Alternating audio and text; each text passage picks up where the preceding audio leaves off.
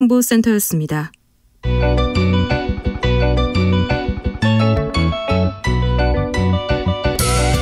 한층 날카롭다, 한결 정확하다, 한편 세심하다. 밖에서 보는 내밀한 분석, 정치적 원의 시점.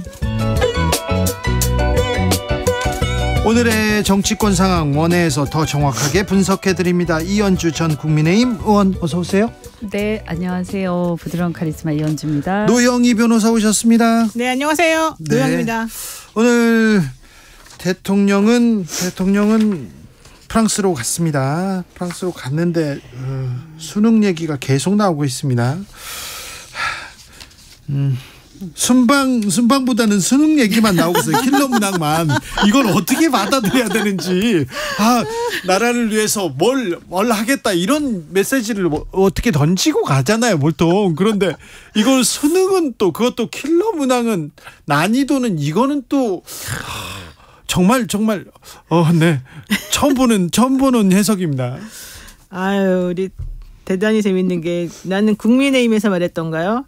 조국 수사를 너무 열심히 해가지고 그쪽 전문가라고 말하기 입시 진짜. 전문가요. 이건 또 전문가. 새로운 학설입니다. 그러니까 이준석 대표가 그러잖아요. 이재용 부회장 수사하면 경제 전문가, 박근혜 이명박 대통령 수사하면 통치 전문가, 댓글 수사하면 인터넷 전문가, 버닝썬 수사하면 유흥 전문가 아니야? 이런 거, 이걸 페이스북에 올렸어요, 이준석 대표가. 네, 너무 웃겨가지고. 대표가 되게 재치는 있어요. 네, 재치 있는데 솔직히 국민의힘에서 이거를 좀 우리가 이해 못하는 바를 실드 치려다가 이렇게 된 거 아닐까. 네. 좀 너무 희화시켰다. 아이고 참. 그러니까 오히려 그 얘기를 안 했어야죠. 좋았을 텐데 얘기해가지고 더 웃음거리 만든 거죠. 아니, 원래 말은 맞는 말이잖아요. 이렇게 쉽게 내서 사교육에 우리가 너무 힘쓰지 않도록 해라. 뭐 킬러 문항 때문에 너무 힘들게 하지 말아라. 뭐 이건 할 수 있는 말인데. 그렇죠. 네, 그런데 대통령이 큰 문제, 큰 화두만 던지고 그렇지. 이렇게 해야 되는데 몇 걸음 더 가서 이건 출제하지 마라, 이렇게 얘기하면서 이게 뭐라고 해야 되나, 실드 불가 차원까지 가는 거 아닌가, 이런 생각. 근데 이럴 때는 실드를 안 쳐주고 차라리 좀 포인트를 다른 곳으로 돌려줘야 되는 거거든요. 근데 너무 충실하게 대통령이 한 말을 그냥 다 이렇게 옹호하려고 하다 보니까 오히려 지금 상황이 꼬인 것 같아요. 아무래도 뭐 이렇게 그 수능을 보는 아이가 없었거나 아니면 있었어도 수능에 크게 관심을 아이의 공부에 크게 관심이 없었거나 이런 경우 아닐까, 대다수가. 그래, 이게 문제다. 왜냐하면 좀 부모로서 어쨌든 정치를 하더라도 아이들 교육에 우리도 관심을 갖고 또 실제 실상이 어떻게 돌아가고 뭐가 문제인지 이런 거에 대해서 실제로 우리가 필드에서 고민을 해야지 그것이 또 정책으로 반영이 되고, 이럴 때 이제 이 부분에 대한 문제의 어떤 방향성, 이런 것들이 나오는 건데, 제가 볼 때 사실은 이것은 경쟁이 너무 치열하다 보니까 나오는 문제인데요. 근본적으로. 그러면 경쟁이 너무 치열한 이유가 뭐예요? 사실은 이런 거잖아요. 지금 일자리 문제하고 연결이 돼 있고요. 그다음에 대학에서 지금 도대체 요즘에 뭐 의대에 열풍이 일어났다, 이런 얘기를 하는데, 그럼 그런 어떤 보장된 직업 말고 어디가 도대체 어떤 비전이 있는지에 대해서 지금 현재 특히 최근 들어가지고 우리 사회가 어떤 분야에 대한 비전이나 이런 것들이 거의 이렇게 별로 공유가 되지 않는, 굉장히 미래에 대한 희망과 비전을 얘기하지 않는 사회가 돼버렸어요. 저는 이런 것들이 다 영향을 미친다라는 생각이 들고요. 그다음에 수능도 이게 쉽든 어렵든 간에 어차피 상대평가예요. 그러니까 어차피 등수를 매기는 평가예요. 그러면 이걸 이렇게 했을 때 저는 뭐 킬러 문항 문제 제기 자체는 저는 일리가 있다라는 생각을 하는데, 근데 이거는 굉장히 지엽적인 얘기고요. 그 외에도 그러면 등수를 내서 이걸 쭉 세우는데, 그 만약에 난이도라는 것은 전문가들이 이것을 굉장히 예민하게, 굉장히 매우 예민한 문제죠. 그렇죠. 굉장히 전문적으로 보는 거예요. 그래서 만약에 또 이런 문제도 있어요. 너무 다 쉽게 내면 다 이제 변별력이 떨어지면 그럼 어떤 문제가 생기느냐? 예를 들어서 한 문제 실수를 하면 엄청나게 밑으로 떨어지는 거예요. 그러면 그 떨어지는 애가 봤을 때 내가 한 문제 틀렸는데 아니 이렇게 됐을 때 이게 과연 공정한 거냐 이런 문제 제기도 나올 수 있겠는데 제게 뭐냐면 이게 옳다 그르다를 떠나서 이런 문제는 정말 그 현장에서 뼈가 굵은 사람들의 얘기를 좀 존중하고 저는 좀 들으셨으면 좋겠다. 아니 그러니까 지금 이현주 의원님 말씀도 강론이잖아요. 말하자면 네. 그렇게 세세한 거를 지금 이 타임에 하면 안 된다는 거예요. 타이밍이 되게 중요해요. 세세한 거 대통령이 세세한 거 그 대통령이 너무 세세하게 아니, 들어갔다. 그 얘기 만약에 지금 6월 150일 정도 하면 안 돼요. 네. 150일 정도 남은 그러니까 거잖아요. 얼마 안 남았죠. 1053님께서 개인적으로 공교육에 종사하는 입장입니다. 킬러 문항은 없어지긴 해야 합니다. 물론 최상위 학생들을 위한 다른 대안 있어야겠지만 근데 지금은 좀 심합니다.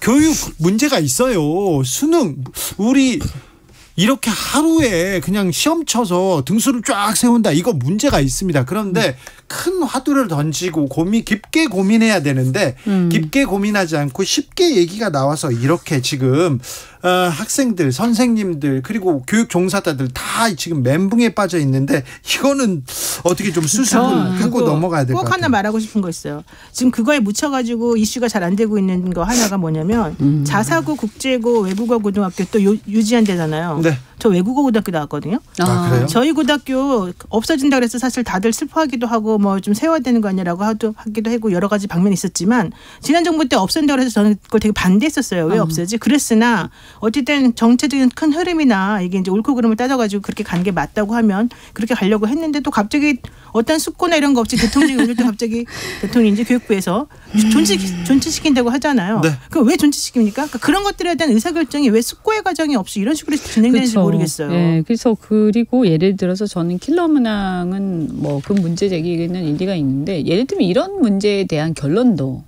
저는 그냥 내부적으로 얘기를 좀 해서 네. 이거를 그 교육부라든가 교육 전문가들이 모여가지고 수기를 해서 어떤 결과로 나왔으면 좋겠어요. 왜냐하면 이렇게 되면 전문가들이 재량을 발휘하거나 자유롭게 토론을 할 수가 없어요. 지금 그래서 담당자들이 지금 사표를 계속 이렇게 던지고 있는데요. 아니면 경질되거나 아니 이렇게 계속 가면 잘못하면 시스템이 무너져요. 네, 공교육 중심으로 가야죠. 수업 위주로 이렇게 수업 위주로 가야죠. 교과서 내서 출제하고 다 원론적인 얘기만 이렇게 해야 되는데 왜 갑자기 그런 얘기 나옵니다. 이 얘기는 또 저희가 두고 좀 고민해보는 그런 시간 갖겠습니다. 이 얘기 처음 나왔을 때 이거 큰일 났는데 아니, 이거 불안한데 생각했는데. 네, 근데 만옷의 입학 때도 비슷한 문제가 있었고, 그 다음에 지금 노동부 그때 69시간 할 때도 그런 비슷한 얘기들이 있었고요. 지금 1년에 계속해서 이런 상황들이 반복되잖아요. 근데 이렇게 되면 장관을 비롯해서 우리 그 엘리트 관료들 어쨌든 여기에서 그분들의 문제도 있겠지만 그래도 그동안 수십 년간 여기서 고생해 오신 분들이 더 이상 이제 대통령 입만 바라보고요. 더 이상 자신들이 소신껏 일을 하지 않게 돼요. 그러면 이게 나중에 심해지면 어떻게 되냐? 국가 시스템이 무너집니다. 지금도 나중에 일 안 하고 그냥 손 놓고 있게 돼요. 이거 정말 조심해야 되는데 걱정이에요. 김성수님께서 특목고 자사고 존치 그냥 전 정권 반대로 하기 위한 거 아닌가요? 이런 얘기도 나옵니다. 민주당 이재명 대표는 오늘 국회 교섭단체 대표 연설했습니다. 어떻게 들으셨습니까? 이현주 의원님. 아니 이제 아무래도 지금 현재 이렇게 수사와 재판 이런 게 있다 보니까 네. 그랬는지 이 얘기만 먼저 나와요. 너무 이게 너무 많이 나와서 근데 사실은 불체포 특권. 네, 근데 이제 다른 얘기도 하셨는데 기사는 이것만 나오는 경향도 있는 거죠. 왜 그러면 그건 당연히 그렇게 되는 거예요. 이제 기사의 어떤 우리 흐름상. 네. 그래서 저는 이 얘기 좀 하고 싶으셨어도 네. 조금 더 이런 상황에서 우리가 그러니까 정치를 어떻게 복원시킬 것인지 하고 좀 더 미래지향적 정책에 대한 얘기만 하시고 요 얘기는 하고 싶으셨어도 좀 따로 하셨으면 어땠을까 하는 좀 아쉬움이 있어요. 왜냐하면 딴 얘기 하셨어요 분명히. 근데 다 묻혀가지고 그런 얘기가 안 나와요. 네. 그리고 다 이걸로 이제 그러다 보니까 본인의 어떤 지금 수사받는 상황 재판받는 상황 이런 것들이 더 부각되는 그런 게 있는 거예요. 그리고 사실은 바람직하지 않죠. 왜냐하면 이 상황은 우리가 분명히 토론도 하고 우리 사회에서 사실 지금 정치가 이렇게 되는 것 저 문제의식이 저도 있지만 그럼에도 불구하고 야당의 교섭단체 대표 연설은 저는 이 야당 대표가 하는 것인 만큼 민주당의 그러면 지금 민주당이 생각하는 어떤 정책적 대안, 비전 이런 것은 무엇인지 좀 궁금하거든요. 사실 국민들도요. 네. 그런 얘기를 주로 하셨으면 좋았을 텐데 하여튼 이게 가려져서 좀 안타깝다. 네, 제가 대신 해드릴게요. 오늘 이재명 대표가 했던 말은 민생과 경제, 정치, 외교, 안전을 포기했다. 5포. 이렇게 말하면서 국민을 결국 포기한 정권이다 이렇게 말한 거잖아요. 이 부분에 대해서는 많이 공감하는 바입니다. 그리고 이제 그 불체포 특권 관련해서는 사실은 국회의원으로서 지금 검찰의 수사가 적법하지 않고 편파적이고 잘못되었다라고 주장하는 입장에서 이런 특권을 내려놓기는 쉽지는 않았을 것 같아요. 그럼에도 불구하고 본인이 내려놓겠다고 했기 때문에 지금 여야에서 모두 환영을 하죠. 그런데 여기서 또 일각에서는 그러면 가서 직접 수사 받는 영장실질심사 받는 모습을 보여라 또 이래요. 그건 아니죠. 왜냐하면 내가 불체포 특권을 포기한다는 것하고 실제 그런 일이 닥쳐가지고 가서 그 일이 있었을 때 내가 실제 당장 가서 수사받는 것하고는 별개 문제인데 내가 특권을 포기한다 그랬더니 가봐야지 하는 거지 이러면서 비아냥거린다는 거예요.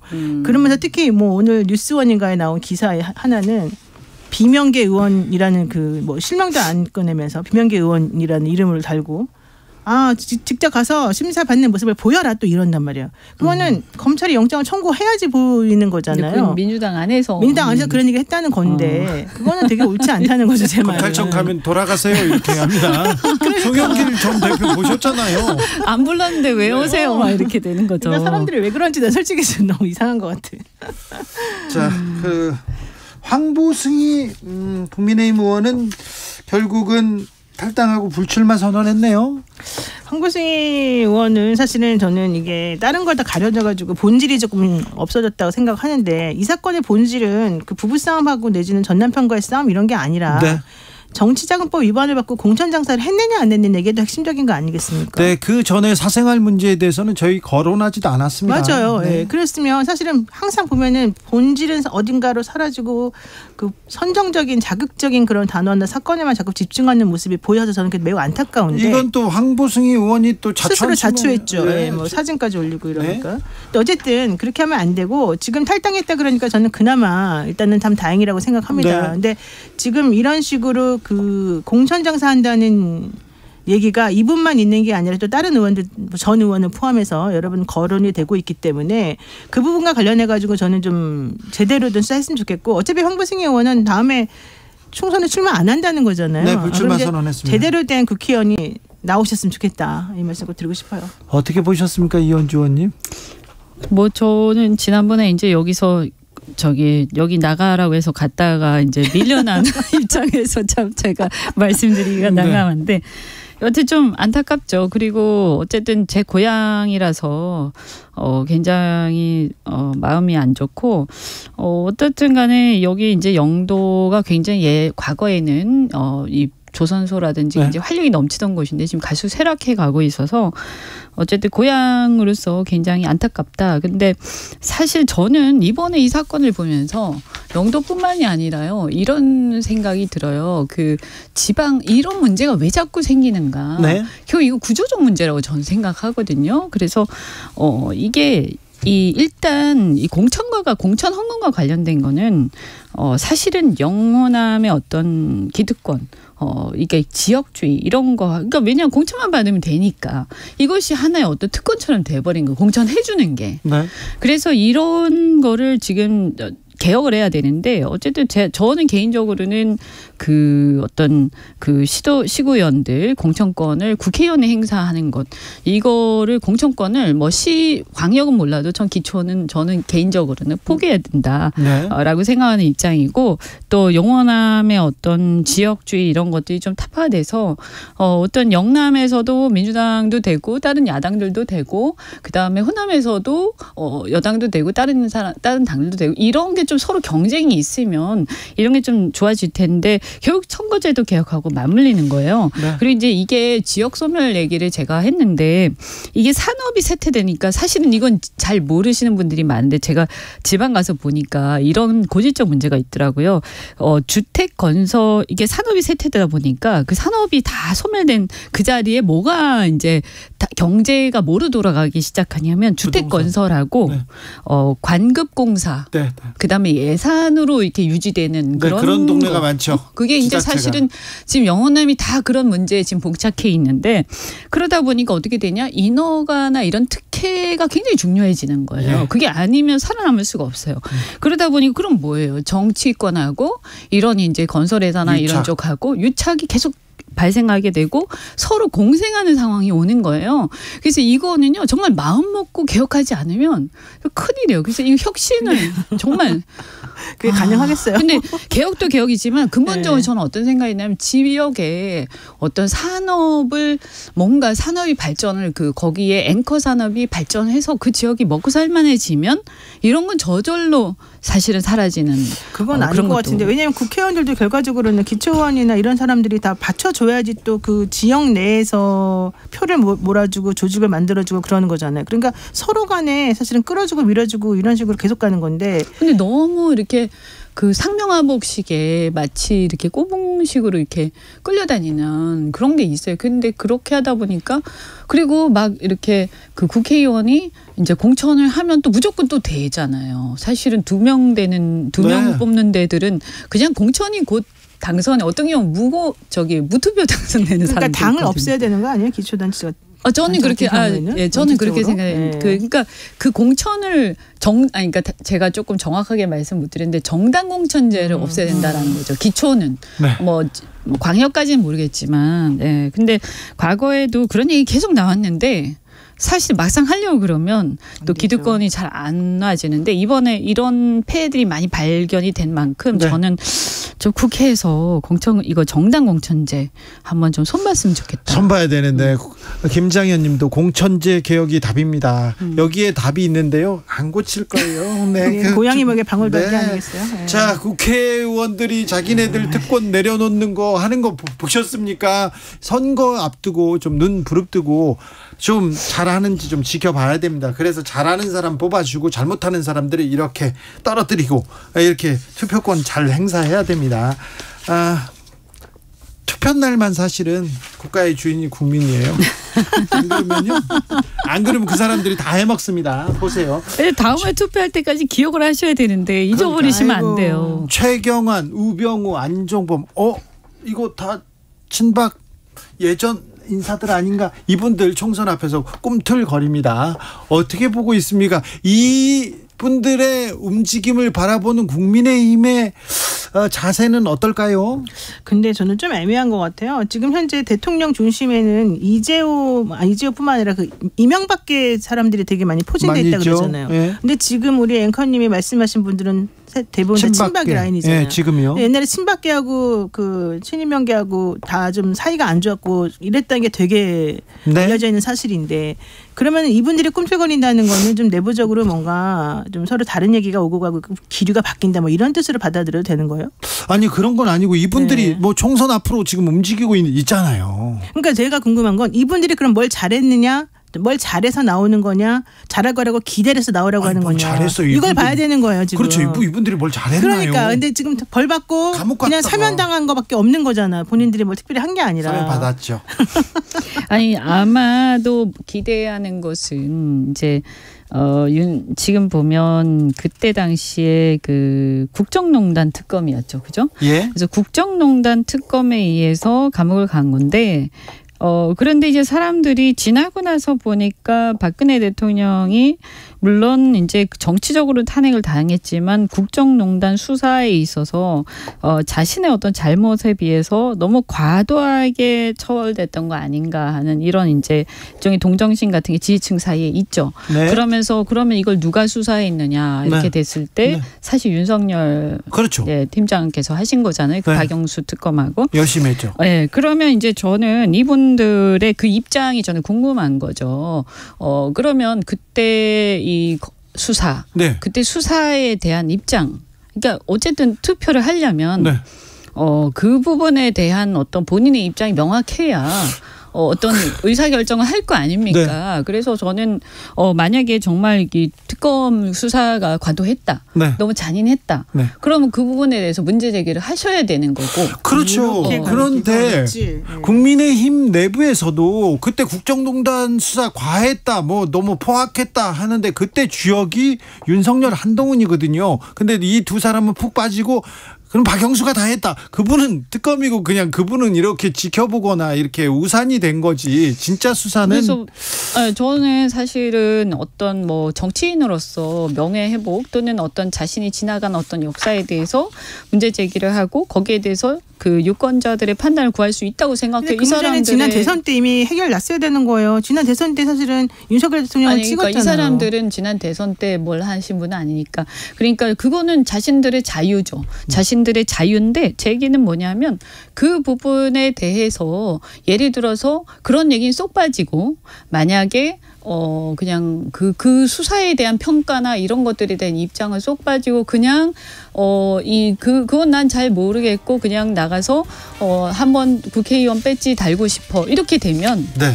사람들이 투표를 어떻게 하겠어요? 그리고 저는 그렇게 그러면 지금 윤석열 대통령과 그 관계에 있어서 과거에 그러면 이 수사에 대해서 비판을 하셨던 분들은 네. 그 점에 대해서 비판을 만약에 안 한다고 한다면 왜 안 하는지 하고 이런 것들이 설명이 돼야 돼요. 이연주, 노영희 두 분 감사합니다. 네, 고맙습니다. 네, 고맙습니다.